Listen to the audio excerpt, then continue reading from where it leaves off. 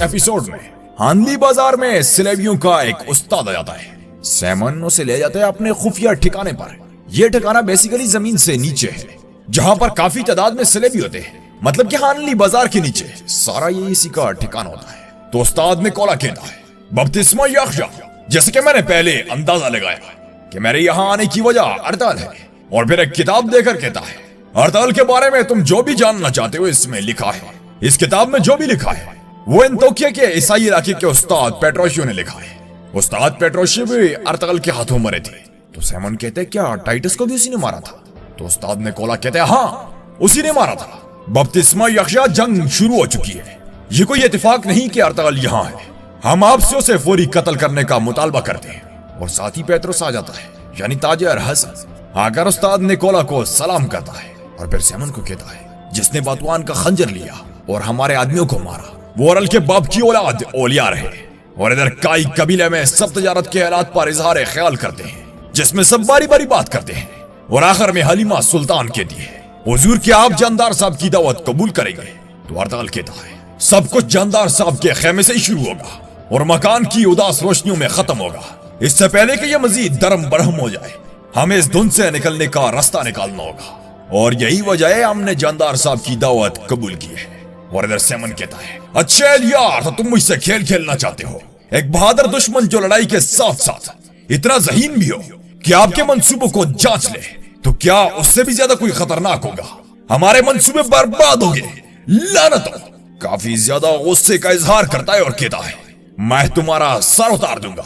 तो फिलिप कहते हैं, उस्ताद सैमन अब हम क्या करेंगे? तो सैमन कहते हैं, हम अरताल साहब को उनके सिपाहियों के कातिल देंगे। हमें दो मुसलमान कबीलों को एक दूसरे से लड़वाना होगा। अब हमारे पास एक ही सबसे बड़ा हथियार बाकी है, और वो है औरल का गुस्सा। उसका गुस्सा उसे और उसके कबीले का खात्मा कर देगा। और इधर चौधार कबीले में सरदार जंदार नमाज पढ़ता है और खैर वाफियत की दुआ करता है, या अल्लाह कबीले में अमन खराब न हो, इस मामले को रहमो करम के साथ खत्म कर दे। और अंदर इस्लाहान अरताल के ख्यालों में गुम होती है। अरताल की बातें, अरताल की यादें याद करके काफी खुश होती है, बहुत ही ज्यादा खुश हो जाती है। मैं भी कुछ खुश हूँ, लेकिन ज्यादा नहीं, क्योंकि अरताल की तो पहले ही शादी हो चुकी है। खैर, और इधर काई कबीले में हलीमा काफी सारे तोहफे तैयार कर लेती है चौधार कबीले के लिए। अरताल को भी बता देती है और कहती है, जबकि उस औरल पर इतने शकूक है तो हम कैसे जा सकते हैं? तो अरताल कहते हैं, जानदार साहब, अलियार साहब, असलहान खातून पर जरा बराबर भी शक नहीं। तो हलीमा कहती है, असलहान खातून कौन है? लड़कियां वैसे ऐसी बात लाजमी पूछ जब किसी लड़की का नाम आ जाए। तो अरताल कहते हैं, जानदार साहब की बेटी है, उसने कालीने बेचने में मेरी मदद की है। तो हलीमा को ये बात काफी चढ़ जाती है और कहती है, ऐसा है, फिर तो वो बड़ी सखी खातून है। मतलब कि बड़ी जलन हो जाती है और गुस्से में सब कुछ बंद करके पीठ मोड़कर सो जाती है। अरताल भी ये सब देखकर मुस्कुराता है। और इधर चौधार कबीले में औरल कहता है, हमें पता लगाना होगा कि औलियार को यह खंजर कहां से मिली, इससे पहले कि बहुत देर हो जाए। तो चौलपान खातून कहती है, क्या सैमन की बहन ने तुलगत को तलाश नहीं किया था? अगर वो खंजर उसे मिला हुआ तो? औरल कहता है, बिल्कुल ठीक, ये सैमन का ही काम है।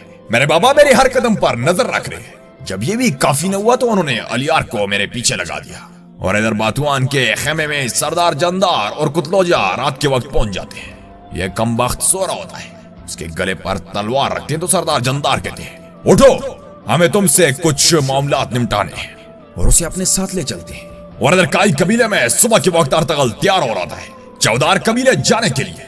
धुंधार वापस आ जाता है हाजा तोरियान के साथ। तो हाजा तोरियान कहता है, हुजूर मुझे माफ कर दे, मैं सोना नहीं तलाश कर सका, मुझसे भूलोगे, मैं आप सबसे बहुत शर्मिंदा हूँ। अगर आप मुझे एक और मौका दें, मुझे उम्मीद है कि मैं तलाश कर लूंगा।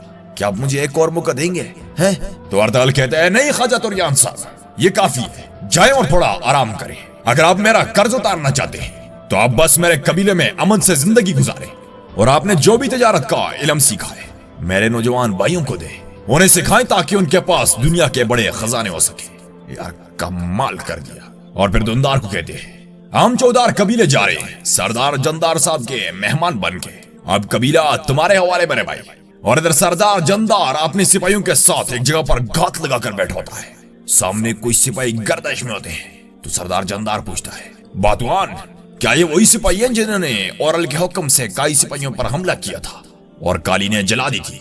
तो बातवान कहते जी हुजूर, ये वही सिपाही है। तो सरदार सिपाहियों को इशारा करता है और सब सिपाही उन पर चढ़ाई कर देते हैं। बहुत ही जबरदस्त हमला करते हैं और देखते ही देखते सबको खत्म कर देते हैं। और आखिर में एक सिपाही को सरदार जंदार अपने हाथों से कत्ल करता है और बातवान की गर्दन पर खंजर रखकर कहता है, आज के बाद तुम मेरे लिए काम करोगे, ओरल के हार उठाए हुए कदम पर नजर रखोगे और हर चीज का मुझे बताओगे। ये राज भी राजी होना चाहिए। तो बातवान कहते हैं जी ठीक है हुजूर। और इधर हांदी बाजार में उस्ताद निकोला सेमन को कहता है, अगर तुमने अर्तगल को मारने में जरा भी ताखीर की तो तुम्हें इसकी बारी कीमत चुकानी होगी। तुम उसे नहीं जानते, जब तुम ये किताब पढ़ोगे तो तुम्हें समझ आएगा। उसे हल्का मत लो सेमन। तो सेमन कहते हैं, मैं अगर उसे मार देता हूं तो मुझे पता नहीं चलेगा कि वो सुल्तान इलाउद्दीन का जासूस है कि नहीं। आपको मुझे थोड़ा सा मजीद वक्त देना चाहिए। तो उस्ताद निकोला कहता है, मैं तुम्हें ऐसा तक का वक्त देता हूं, या तो अर्तगल मरेगा या कौंसल किसी और को यहाँ भेजेगी। 7-3 कोपेक जल्दी यहाँ होंगे। याद रखना, 7-3 कोपेक तुम्हारा सबसे करीबी इत्तेहादी होगा।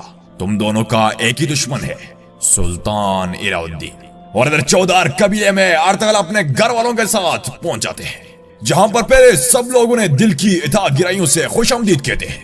बहुत ही प्यारा मंजर होता है उनका ये प्रोटोकॉल देखकर लोगों की जानब से। और फिर सरदार जंदार ने भी उनके इस्तकबाल के लिए अच्छा खासा इंतजाम किया होता है। सब एक दूसरे को मिलते हैं और तारफ वगैरह करते हैं और अंदर चले जाते हैं। कबीले से बाहर ओरल इंतजार कर रहा होता है बातवान का, कि बातवान पहुंच जाता है और कहता है, हुजूर अर्तगल अपने घर वालों के साथ हमारे कबीले पहुंच गए। तो ओरल कहते हैं, अच्छा पहुंचने दो उन्हें, बूढ़े का पता। तो बातवान कहते हैं, हुजूर आपका अंदाजा ठीक था। जंदार साहब ने कई काफले में दरअंदाजी करने वाले तमाम डाकुओं को मार डाला। अब वो चाहते हैं कि मैं आपके हर कदम की उन्हें खबर दूं। तो ओरल कहते हैं, अच्छा तो अब तुम सब कुछ उन्हें बताते रहो, चलो मेहमानों को मजीद इंतजार नहीं करवाते। और इधर कबीले में सब खाना शुरू कर देते हैं। तो सरदार जंदार कहते हैं, जिस जगह हर तरफ चोर हो वहां अमन या तजारत नहीं हो सकती। वो बेगैरत जब आपके पीछे आए, याद रखिए मैं आपके लिए सब कुछ करूंगा अर्तगल साहब। और यार कहता है, मैं आपको बताना चाहता हूं कि आपके शहीदों से हमें गहरा सदमा हुआ है अर्तगल साहब। यह सरजमीन जहां किसी रियासत की हुकूमत न हो हमें अमन नहीं देगी। तो अर्तगल कहते हैं, हम जानते हैं कि किसकी हुकूमत दोबारा अमन कायम करेगी, हमारे सुल्तान इलाउद्दीन। इन चोरों को ढूंढना और अमन अमान कायम करना हमारा फर्ज होगा। के साथ ही ओरल पहुंच जाता है, सबको सलाम करता है। तो सरदार जंदार उसे बिठा देते हैं। बड़े गौर से अर्तगल को घूरता है और कहता है, बाबा क्या मसला है। तो सरदार जंदार कहते हैं, अर्तगल साहब कहते हैं कि इन सरजमीनों पर अमन अमान कायम करना हमारा फर्ज है और उन डाकुओं को काटना। मैं चाहता हूं कि तुम इस मुअज्जज और बहादुर कई सरदार के साथ एक होकर मुतहिद होकर रहो और मैं इस मकसद के लिए पहला कदम उठाना चाहता हूं। वीनस को हमसे 1500 कालीनें चाहिए। बाहर से पहले इतनी कालीनें तैयार करना बहुत मुश्किल है, लेकिन अगर दोनों कबीलों की हुनरमंद खवातीन एक हो जाए तो इस कारोबार से हर एक को फायदा होगा। सबके सब शशोपंज में पड़ जाते हैं सरदार की इस पेशकश को लेकर, और सबसे बड़ा दचका ओरल और चौलपान खातून को लगता है। तो ओरल कहता है, ये आप क्या कह रहे हैं हुजूर। तो सरदार जंदार कहता है, हमारी दोस्ती की अलामत के लिए मैं कई कबीले को काम की पेशकश करता हूं। मैंने जो कहना था कह दिया, लेकिन अहम ये नहीं है कि मैंने क्या कहा, बल्कि अर्तगल साहब क्या कहते हैं ये अहम है। तो अर्तगल काफी सोच कर कहता है, रिज़्क देने वाली जात अल्लाह की है, जो उनका वसीला बनते हैं हम उनके शुक्रगुजार हैं। आपकी इस पेशकश का जवाब देने से पहले मैं अपने घर वालों से मशवरा करना चाहता हूँ, क्योंकि मेरे फैसलों में उनका अमल दखल होगा। तो सरदार जंदार कहते हैं, आप ठीक कह रहे हैं अर्तगल साहब, हमारे कबाइल की ये उम्दा रवायात है। और इधर सेमन को एक सिपाही आकर कहता है, हमें पता चला है कि जंदार साहब ने अर्तगल और उनके घर वालों की दावत की है।